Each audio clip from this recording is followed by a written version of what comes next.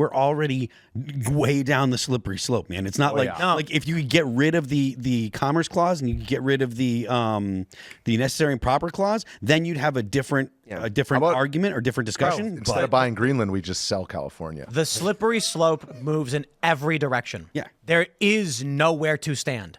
So when, I'm tired of this argument where it's like, yeah, but if we censor, if we declare this thing to be illegal, the left will declare our thing illegal. And it's like, they can do it anyways. when you don't enforce your way of life, you end up with these graphic adult books in children's schools for 10-year-olds getting these graphic adult content.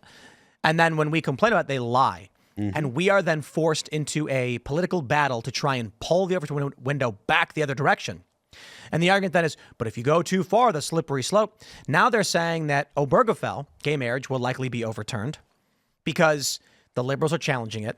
The argument is, and I don't know how likely this is, you're going to get some clerk in a conservative state who's going to refuse to sign a gay marriage certificate. Mm-hmm. They're going to sue and lose or win. It's going to get appealed to the Supreme Court. The Supreme Court's going to say, we don't see why this is an issue for the federal government. Like Roe v. Wade, we think it should go back to the states. Have a nice day. Well, Obergefell just says that they have to recognize marriage licenses, correct? Yeah. I'm fine. Isn't there a precedent because of isn't the precedent that they have to recognize driver's license? I have no idea. Okay. Well, I don't think it matters. The argument is they're going to say why is the federal government involved in whether or not a state wants to recognize or not recognize a marriage? Well, then the same argument could be made about driver's license. Why is it that California must recognize New Hampshire's driver's license? Because those are a function of economics and infrastructure. Interstate. And marriage is a question of tax code, blah blah blah. The federal government can choose to recognize that, but there is there's another issue. The argument, like there's no correlation between a driver's license and a marriage license. It's a license. So what? How about? So the argument that would be love. But listen, it's the driving a car is operating heavy machinery, and marriage is tax code. So the argument that's the argument that's going to be presented to the Supreme Court, though. If you go to the Supreme Court, they're going to say, well, how come we should how come you will recognize? And the reason I say this is because there's an argument about firearms permits. How come the U.S. Is exactly what I was thinking. Yeah, because there's a Second Amendment. You should recognize my CWP when I come to your state. The point is, No. Any requirement of a permit is an infringement on our rights, period. And the Supreme Court is derelict in when Kavanaugh said you can require permits.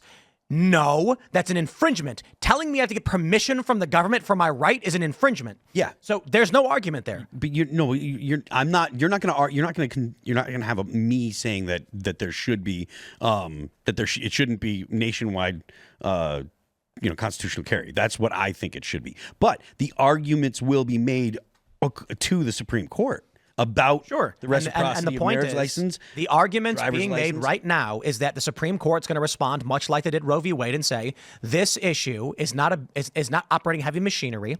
It has nothing to do with permitted use of a large device which can kill people. It's a question of whether or not we apply tax code to two same-sex individuals. That is not a question for the federal government unless Congress passes a law about recognition or blah blah blah. Or a constitutional amendment, or constitutional amendment. So the questions that were brought up in Obergefell were: does the 14th Amendment require a state to license a marriage between two people of the same sex? 1, and 2, does the 14th Amendment require a state to recognize marriage between two people of the same sex that was legally licensed and performed in another state? So it's a licensing question. Yes. No, it isn't. That's literally what it just said. I know, but you're conflating licensing with specific things.